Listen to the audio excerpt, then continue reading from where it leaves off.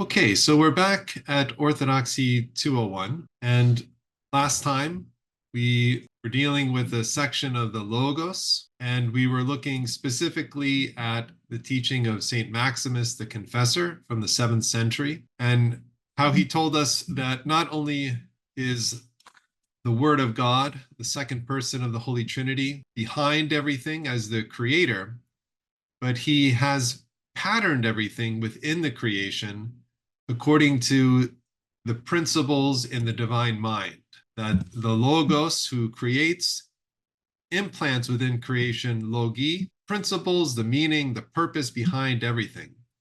And all of these logi point to him, the Logos. We talked about how that is seen in all forms of creation, both inanimate objects as well as animals, but most specifically in the human person, because the human person is made in the image and the likeness of God. And through the incarnation, when God himself becomes man, the Logos is most perfectly revealed. The Logi are realized.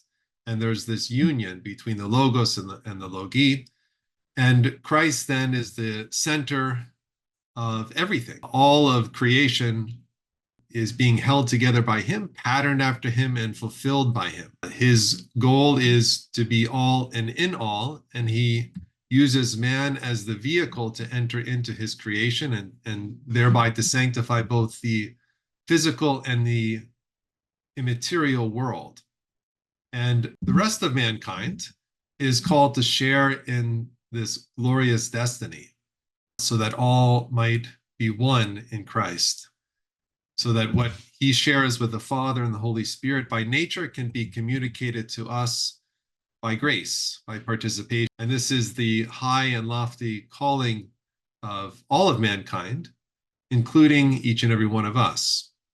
And we can find our destiny, we can find our fulfillment in Christ. That is the purpose of why we were made. And it's the logic and the reason behind the creation itself. We talked then about the Logos and science, looking at the scientific revolution of the 16th and 18th centuries, and how many of these early fathers of science were faithful believers. They were people who were Christians at heart, and they practiced their science because of their faith. It was their belief that the whole created order was made rational, that there was a purpose, there was a meaning, there was harmony and order and structure behind it, and it was implanted there by the creator, by the Logos. And man was given the ability in his rational mind to uncover this truth and to come to know this God of truth. So the scientific endeavor by these early pioneers was a faithful initiative. It was something that just made sense because they were faithful people. They were believers. They believed in the intelligibility of the universe coming from an intelligible God who had made man also intelligible. And science continued to flourish under these Christian auspices. And we see that developing throughout the whole scientific revolution, 16th through the 18th centuries, there's this progression. And in time, though, we began to see some changes that would take place. And this was changes that were not really anticipated by these early Christian scientists, these fathers of modern science. These were changes that moved away from God and moved towards atheism. Before we got into that, though, we looked at some of the quotes from these fathers of science who were believers, and they spoke very powerfully about their faith and about their reason and how these two worked hand in hand in unison. And we looked at this quote from C.S. Lewis, who says, "Man became scientific because they expected law in nature, and they expected law in nature because they believed in a lawgiver. They believed in God." But when things started to go south, it happened during the time of scholasticism. And this was the period in Western Christianity where the rationality of man started to overstep and started to proclaim things and define things and dogmatize things that were not really at the level of absolute truth. They were relative. They were things that man was learning about the universe, and that learning was progressive. So the things of tomorrow would replace the things of today. And there was a kind of clinging to that which was old, that which was being superseded by new findings and new discoveries. And there became an overemphasis on the authority of the past. And this led to many debates about various topics in the scientific world, but then also things that were superfluous. We looked at the example of how many angels can dance on the head of a pin as an example of that. And there was this kind of ossification, if you will, of the scientific mind within those in the Western Church. And this kind of stagnancy was very much in opposition to the advances of what was happening in the scientific discoveries. And the two started to part ways. Faith and reason started to go on separate tracks. And this divergence was multifaceted. The distrust began to rise within Roman Catholicism and later within forms of Christianity under the Protestant umbrella. We looked at things like the indulgences, simony, nepotism, as well as moral corruption among the clergy, papal authority, doctrinal disagreements, economic exploitation, the Inquisition, and the translation and access to Scripture. And we said that while these things are not directly related to scientific pursuits, they are related to the question of trust. And the common man was beginning to lose trust in the Western Christian church. And they were beginning to invest more and more trust into scientific findings. Man was beginning to turn away from faith and beginning to turn to reason. And again, this is in sharp distinction to how the scientific revolution began, because it was a pursuit of both faith and reason, working together, supporting one another. Right? But then we had this divide that took place. And you had people starting to move to the ideology of naturalism. And this is where we'll pick up today. So can I ask for Marion, can you take this first slide on naturalism, please? Sure. Naturalism. The shift towards naturalism, a more secular and sometimes atheistic view in science, occurred gradually over the following centuries. Naturalism is a philosophical viewpoint that emphasizes that everything arises from natural properties and causes, and supernatural or spiritual explanations are excluded or discounted. It holds that the natural world is all that exists and can be understood through scientific investigation and empirical observation. This shift was influenced by several factors. Enlightenment, 18th century. The Enlightenment emphasized reason, individualism, and skepticism of traditional authority, including religious institutions. Philosophers like Voltaire and Diderot prompted secularism and critiqued the church's influence on science and society. Rise of materialism, 19th century. Advances in science, particularly in biology, geology, and physics, led to the development of materialistic philosophies. Figures like Charles Darwin, with his theory of evolution by natural selection, provided natural theories for phenomena previously attributed to divine action, reducing the perceived need for a supernatural explanation. Thank you, Marion. So naturalism is a philosophy that deals with only the material world. It excludes the immaterial world, the spiritual world, and certainly God. This movement towards naturalism shifted over time. It began to grow in momentum to the point where naturalism became the dominant form of science. And that is largely the case today. though there is a swing back in the direction of a more holistic view, of a more traditional view, even of science, if we look again at the early fathers of science. And we'll talk more about that after we get through kind of the descent into naturalism and what it has led to. But this movement, was coupled with advances in technology, scientific discoveries, and this was across many fields. And there was great progress that was being made in these physical sciences. So the progress that was made during these centuries was immense. And it's something that, when we look back on the history and the development of science, it's something which we should applaud because, the advances of science with regard to understanding the universe are worthy of applause. The thing that's not is the underlying ideologies. Science, the discovery of new facts and laws that are established by God, and the way the universe works, the more knowledge that we can acquire, the better. But that knowledge isn't itself the problem. The problem with scientism today is its limited scope on only the material world and its exclusion of anything that is immaterial or spiritual, the concepts, the forms, the ideas, the logi, everything that's behind creation. All of that is beginning to be rejected. And that was the problem.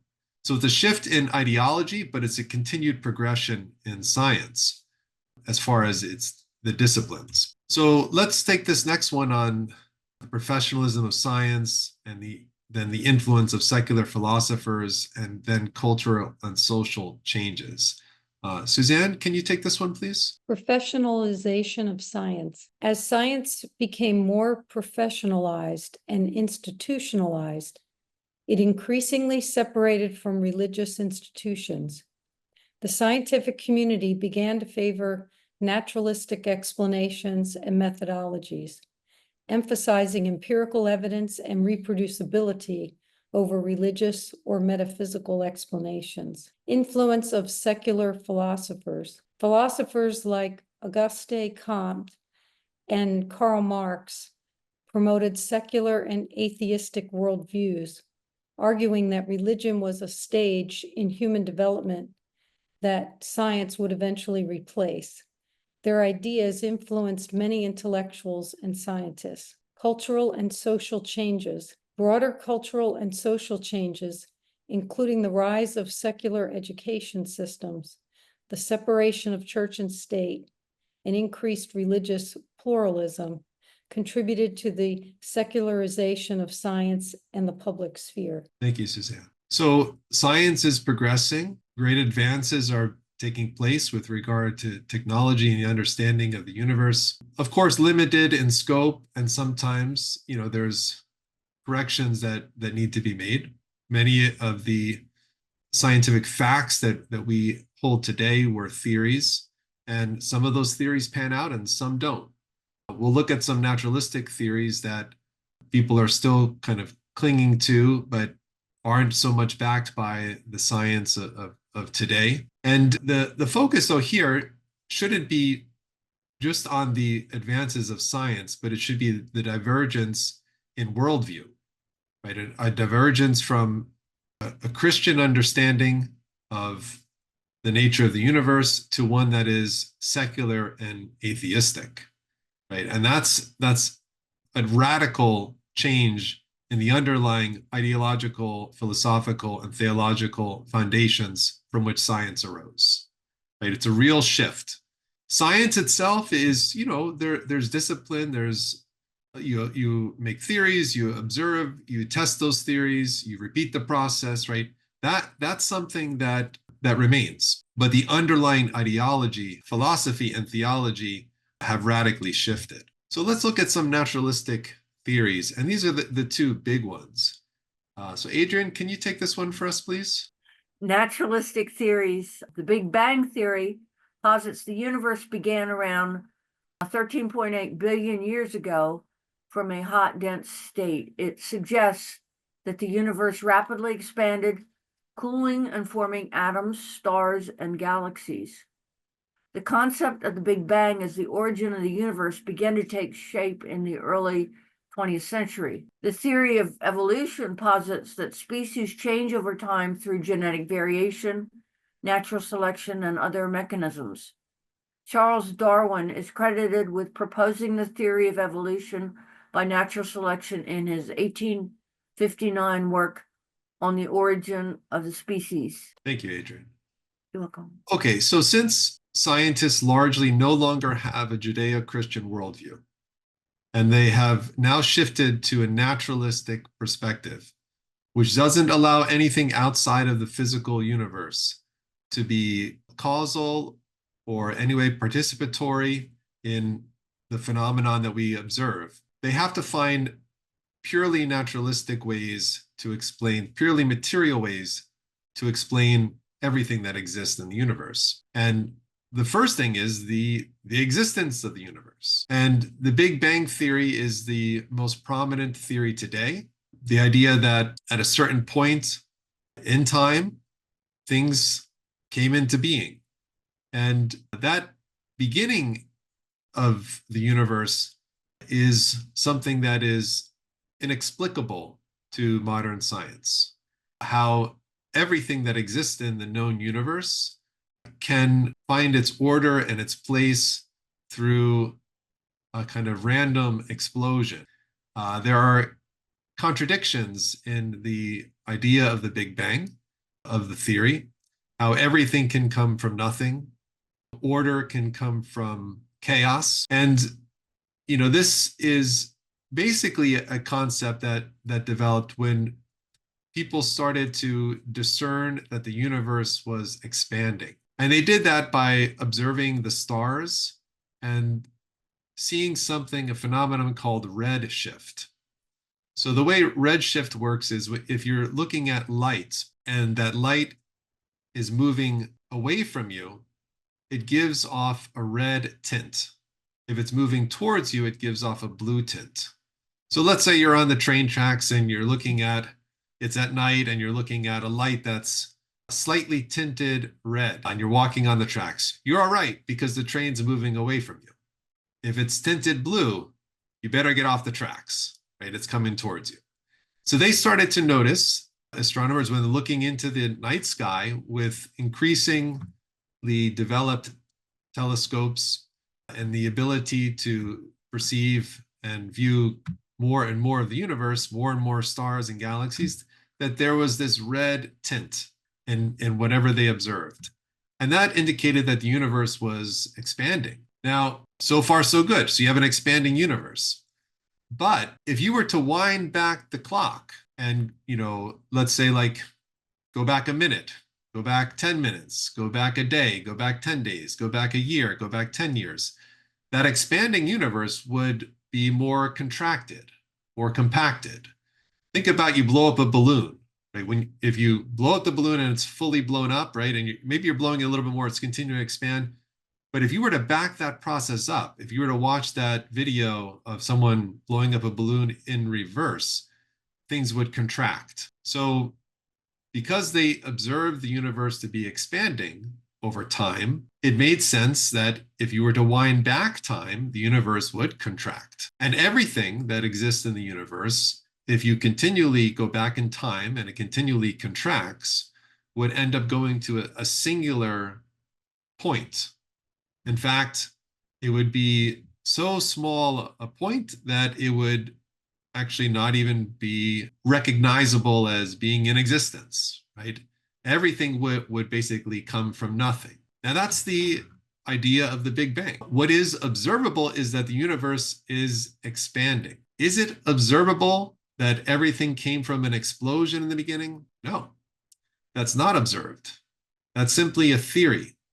And it's a theory based upon the expanding universe. Now, when we look at the theory of evolution, we see something similar, an attempt to understand how life and the great diversity of life could exist on Earth without a creator, without someone calling beings from non-existence into reality, calling the earth to bring forth according to its kind, the sea to bring forth according to its kind, right? How all of these great species and diversity of animals and plants and living creatures could be found on Earth. And Darwin came up with this theory of evolution in his work in 1859 on the origin of species. And it was based largely on natural selection.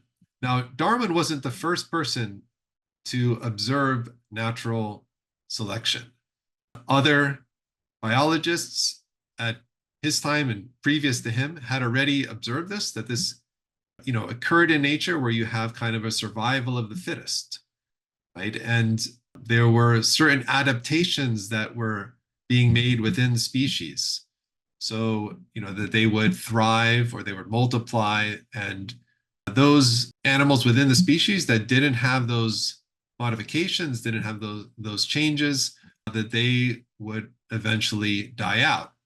So there was this kind of natural selection that was taking place within species. And that's something that is observable even to this day.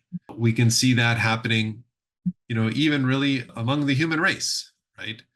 The strong kind of survive and the weak not so much. That's something that we can see. However, he posited the idea that all of the living organisms that we see today came from, at one time, a single-celled organism. And that is not something that science has ever observed. It's not something that has ever been seen.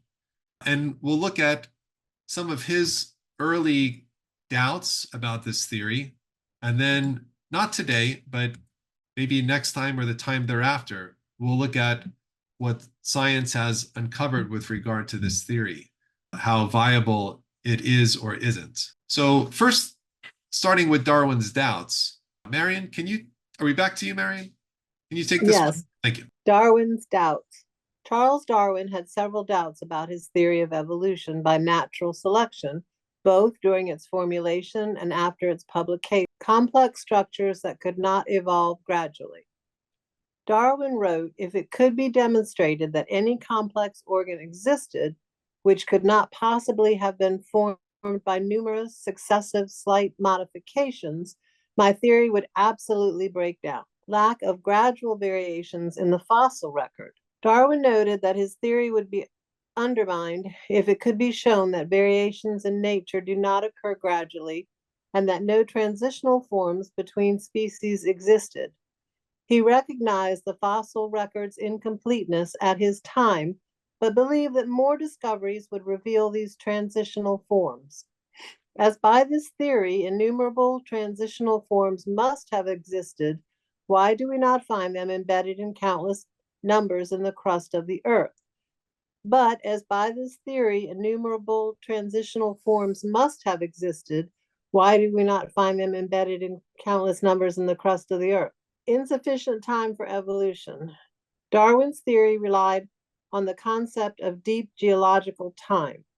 If it were proven that the earth was not old enough to allow for the gradual process of evolution by natural selection, his theory would be in jeopardy. Darwin was aware that his estimates of the earth's age were imprecise and contingent on the geological knowledge of his time. Thank you, Marion. So Darwin, he was a man of brilliant intelligence. He was a man who was in touch with the science of his day, yet this was centuries ago. And he had no idea about a number of different findings that would occur in, later centuries. So one of which is the complexity of the cell. So he had this idea, again, that a single-celled organism would then somehow mutate and change and form a different type of organism, and that would mutate and change and form other types of organisms, and there would be this kind of tree of organisms from a trunk with branches coming out, and then smaller branches, right, and then smaller, and this was how he envisioned the development of all the different species. And he thought that this was possible because the single cell was so simple and that simplicity provided the blank canvas, so to speak, for the development of these different species. However, he really had no idea how complex a cell is. And we'll look at that in a little bit. But a cell has been likened unto a kind of a nano city, a micro city. So the complexity that you would have in, let's say, like even great city like New York, all of that activity with all of the people living there, the transportation, septic system, water system, electrical grid, all of those kind of things that you see in New York City, if you were to shrink that down, and of course we're talking about like molecular biology, right? We're not talking about all the different types of infrastructure you see in a city, but as an analogy, if you were to shrink that down and you put that into a cell, that's what you would find there. He had no idea that that was the case. At his time, they thought that the cell was kind of like of the complexity of a cue ball when you're playing pool. Right? That's what they thought the cell was. They had no idea about DNA and how DNA is an intricate, complex computer program that gives specification for everything happening at the microbiological level to unfold over time and to form these creatures with their different organs and the way that they interact with one another and their growth over time. And there's so much instruction that's given there that it's overwhelming. The amount of information that's in DNA is mind-blowing. He had no idea about DNA. He also had no idea about genetic mutations and how those mutations do not increase the information in DNA, but decrease it. If you were to have a computer program and you started randomly to make changes to the code, it would totally degrade the code, making it to the point where it wouldn't function. And if you were to do the same thing in DNA, it would kill the organism. It would destroy it much sooner than it would lead to any kind of improvement. There was even one episode on The Simpsons where they basically brought out this point.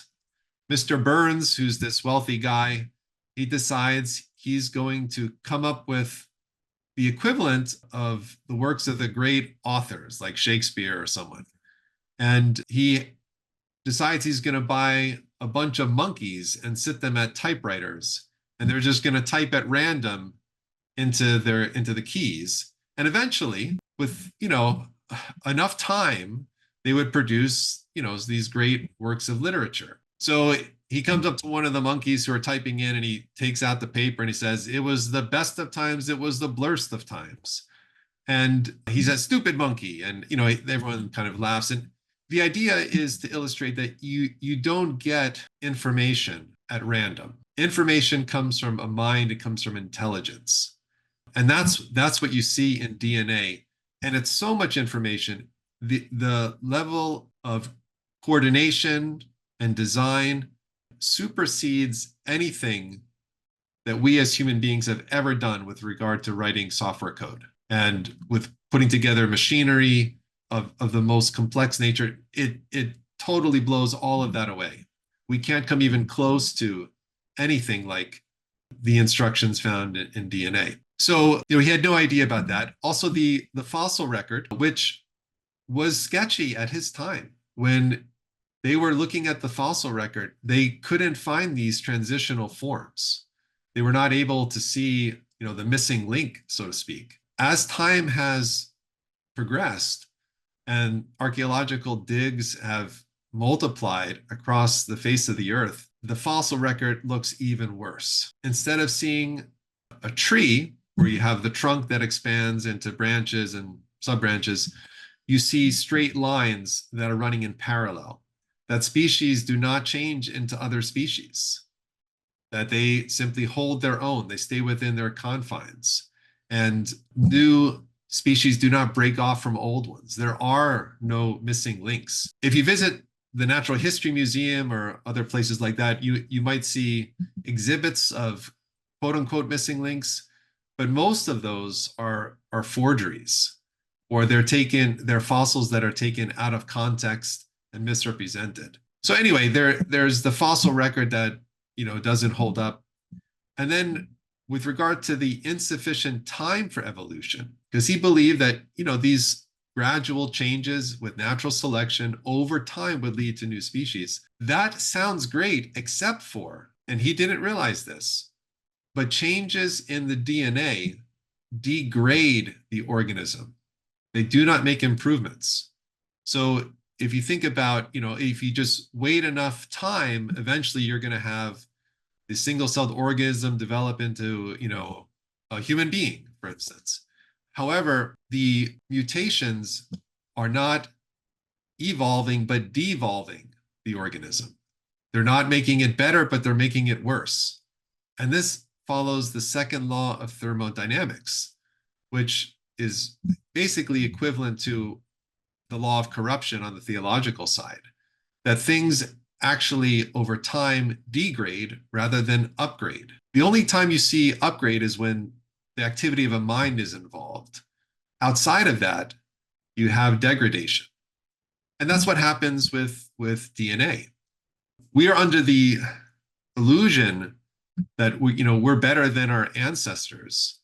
But the progress that we see within humanity is not at the biological level.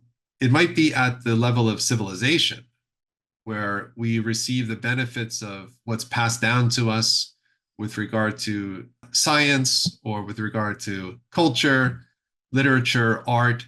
We're the recipients of all of those things. But when we look at, the DNA, it's actually being degraded. And, not to ruin anyone's hopes of a better future or anything like that, but evolution is not what we see at the level of, DNA. It doesn't happen at the genetic level. We see the opposite happening. And that's the case not just within human beings, but all across the board. Information, when it's mutated, when it changes at random, does not make improvements. And the contribution of natural selection is not able to overcome the trend that you see in the devolution of DNA. So it's kind of like, if somebody had a bucket and they're at the ocean and the waves are coming in and they try to scoop the water and they try to throw it back into the ocean, that's what natural selection is able to do to genetic mutations. It doesn't work. So the idea of time, though, which was always the hero of the plot, if there were enough time, then like anything could happen, right? If I have, a deck of cards that are all at random and I throw them into the corner, if I did it enough times, eventually they would probably all line up in suit, right? Eventually, Mr. Burns would have a monkey that typed out some great poem, right? Eventually we would have these kinds of things, except for the fact that things are not even going in the right direction, right? As time passes, things are getting worse, right? The train on the tracks is not going in the direction we want as far as evolution is concerned. It's going in the opposite direction. Things are degrading. So time is actually not going to make things better. Time is going to make things worse. And we'll look more at the science behind all of this. I'm just trying to introduce some of these concepts to you in advance, because I don't want to present these naturalistic theories and then people somehow think that they actually are true. Science has refuted these theories. And we'll look at that more definitively in later sessions. So one of the other questions that Darwin had was with regard to the idea of rationality. Suzanne, can you take this one for us? Rationality. With me, the horrid doubt always arises whether the convictions of man's mind, which has been developed from the mind of lower animals, are of any value or at all trustworthy. Charles Darwin. If thought is replaced by mere electrochemical neural events, then they are neither right nor wrong. They simply happen. The world of rational discourse disappears into the absurd chatter of firing synapses. Quite frankly, that can't be right, and none of us believe it to be. John Polkinghorne. Thank you, Suzanne. So this question of rationality is really important. Darwin is basically saying, man just has an animalistic mind. And, animals are not really very rational. And if you were to take this idea of random processes being the cause behind everything, that would mean that it was random processes, things just happening without any rhyme or reason, without any order or direction, things just happening at random. The explosion of the universe, the creation of life, the evolution of life, the formation of consciousness and rationality, all just being a series of random chemical reactions, like a series of dominoes that are not rational, but irrational. They're at random, they're not ordered. And that the human mind, even the very thoughts that we're thinking now, are simply the result of these dominoes falling. Everything in our life is not the result of choice or free will. That's simply an illusion. What is unfolding is a great play of chemical reactions from the beginning of time until now. Even your own thoughts as you're thinking about what I'm saying, that's simply a chemical reaction based upon the whole history of the universe, which is a very sad understanding.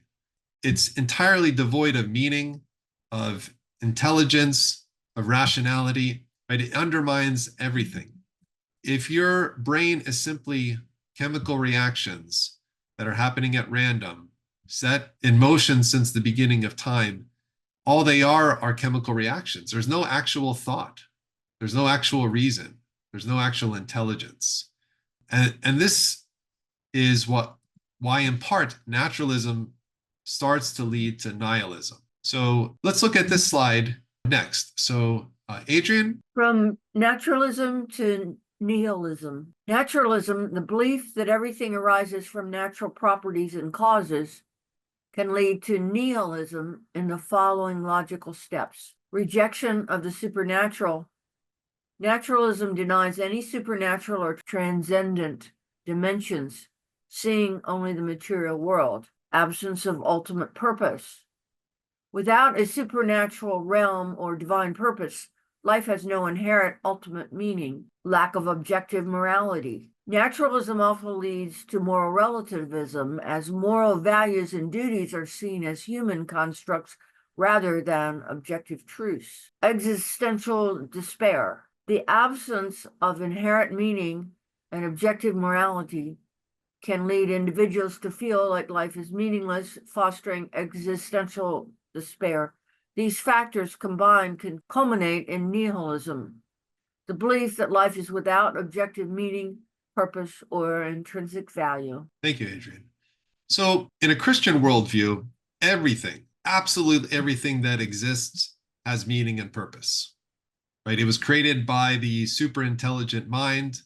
Man was given a mind of intelligence to observe the universe and to see its order and its beauty and to aspire to union with its creator, right? There is a purpose for existence. With the naturalist viewpoint, there is no purpose. Everything is at random. There is no personhood even, not just in God, because naturalism doesn't allow for a God, but there's no real personhood in each and every one of us, right? That there's no real consciousness.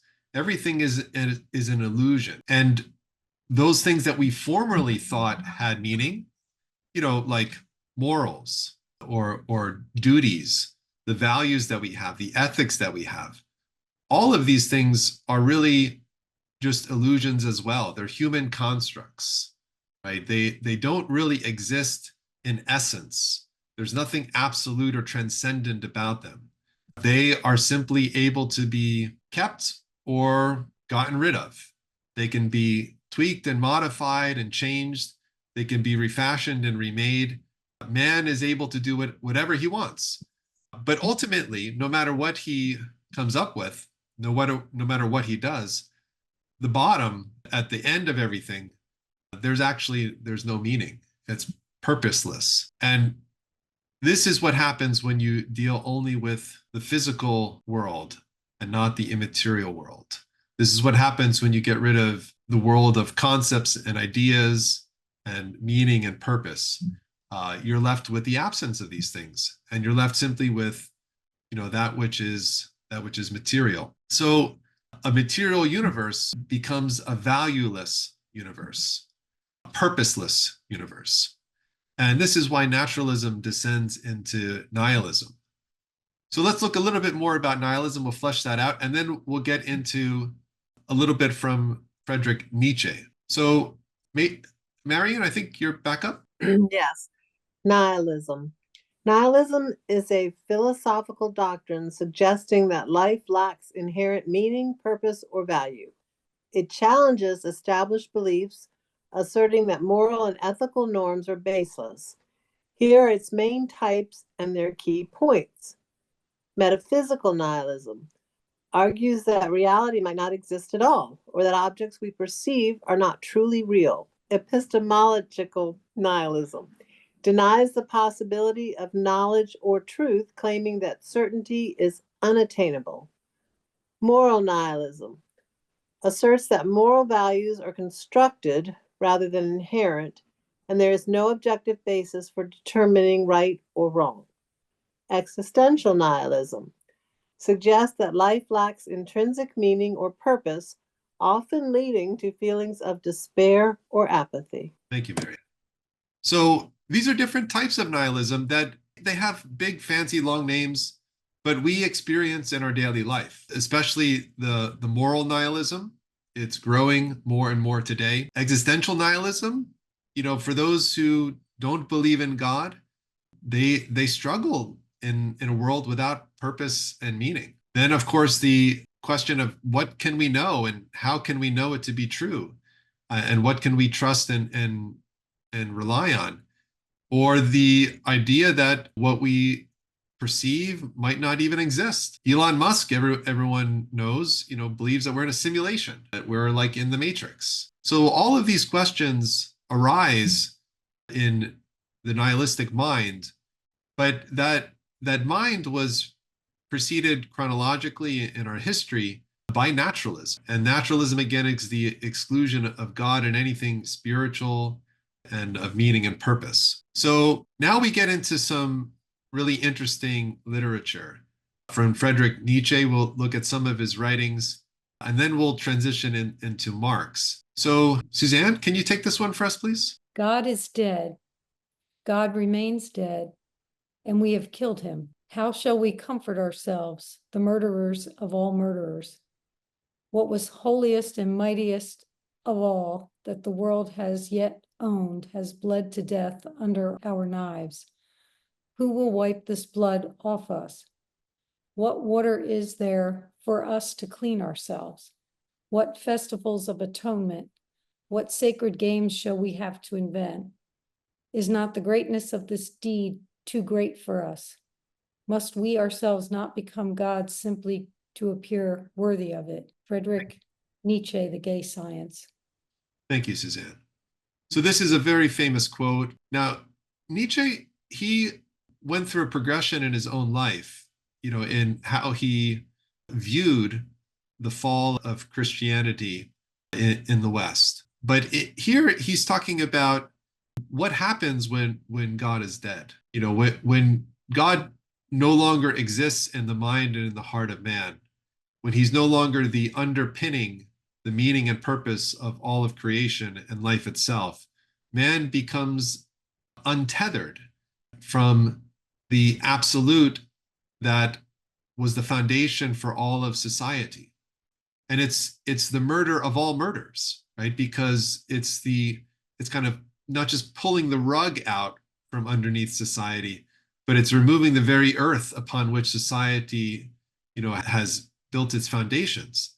So this is the biggest deal imaginable. And Nietzsche, though, in this passage, he hints at what must come next, right? He says, must we ourselves not become gods simply to appear worthy of it? If we're going to be the God slayers, if we're going to be the ones who evict God from the throne, right, aren't we then called to take his position, to become the center of everything? Right? That's what he's getting at here. So, Suzanne, can you take the rest of Nietzsche for us, please? The madman jumped into their midst and pierced them with his eyes. Whither is God? He cried. I shall tell you, we have killed him, you and I. We are all his murderers. But how did we do this? How could we drink up the sea? Who gave us the sponge to wipe away the entire horizon? What did we do when we unchained this earth from its sun? The old God is dead, the God of the old morality, the God of metaphysical idealism. The very word God is the sign of the void. The old gods are dead, the old moralities are dead, the old illusions are gone. The new gods, the new values, have not yet been created. The throne of the old gods is empty. Nietzsche. Thank you, Suzanne. So there's an illustration of the throne, right? The divine throne. And it's absent its ruler, right? It's absent God, the one who established the heavens and the earth, right? The one who created all things, the one to whom all things tend, right? That anchor, that center, that foundation of everything has been removed. And now that void has to be filled, that throne has to be taken. And Nietzsche is really proposing that man must now take that place. Man now must take on the role of God.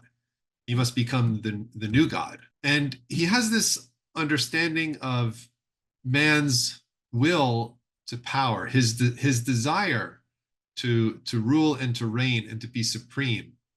And this is something that we see, right in the Garden of Eden, and we see it throughout. Man has desired to become God, right? That was the initial temptation that was offered to Adam and Eve in the garden by the serpent, by the devil, right? To become God without God. And it's a very sly temptation, because God's desire was that man would be entirely filled with his life, that he would be perfectly united to God, that he would share in everything that God has by gift, by grace, right? So man is destined to union with God. But what is being offered is something different. What is being offered is not communion, but isolation, not relationship, but individualism, right? And that is the temptation that was offered by Satan initially. And that is the temptation that's being offered by Satan in the post-Christian world, right? To take God's place, to become God. Are we now to Adrian? A will to power. For Nietzsche, the solution to nihilism lay in embracing the will to power, the fundamental drive to assert and enhance one's existence. He believed that individuals could overcome nihilism by creating their own meaning and values, thus achieving a more authentic and fulfilling life. Overman, Nietzsche introduced the concept of an individual who transcends the conventional values of society and lives according to self-created values. The Übermensch represents the ideal of overcoming nihilism and embodying the will to power. In summary, Nietzsche viewed nihilism as an inevitable consequence of the decline of traditional values, but also as a transformative process that could lead to the creation of new, more robust values and a more profound affirmation of life. Thank you, Adrian. So Nietzsche had this great, if you will, even positive vision of the future. But he prophetically saw that it would come about through great tragedy.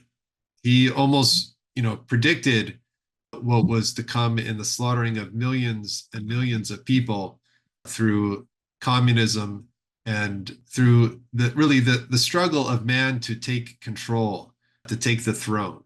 Right? There would be a great fight to sit on the throne and to become the new God and to establish the new order and the new laws and the new morals and the new ideals, right? And mankind would compete and compete violently to do so.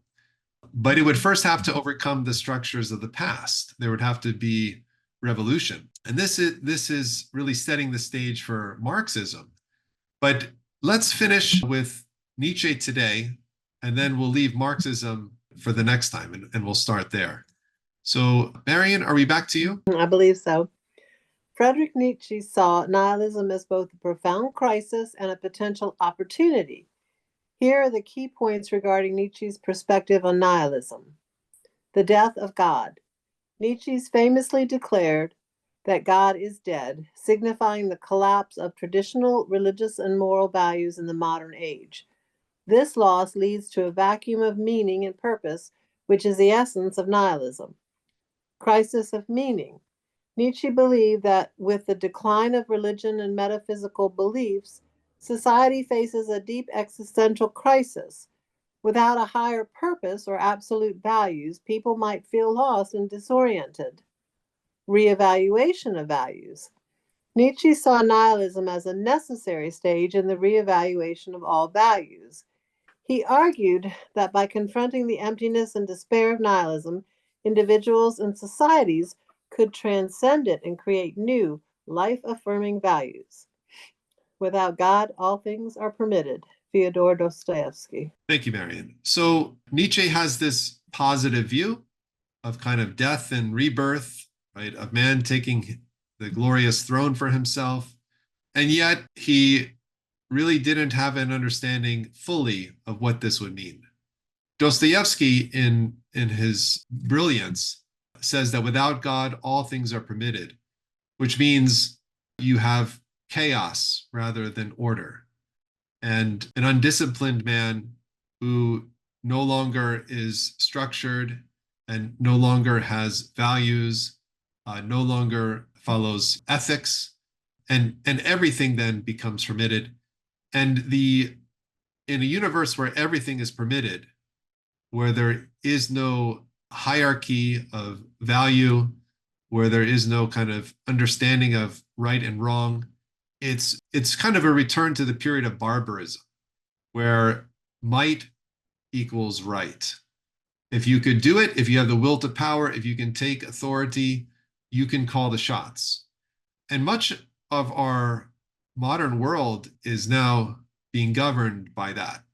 And we'll look at not just the developments of Marxism and communism in other parts of the globe, but we'll also look at how Marxism and this Nietzschean will to power in a post-Christian West, in particular in America, has had really deleterious effects on our society and our culture. You know, I've changed the slides from being white background to a gray background to a black background.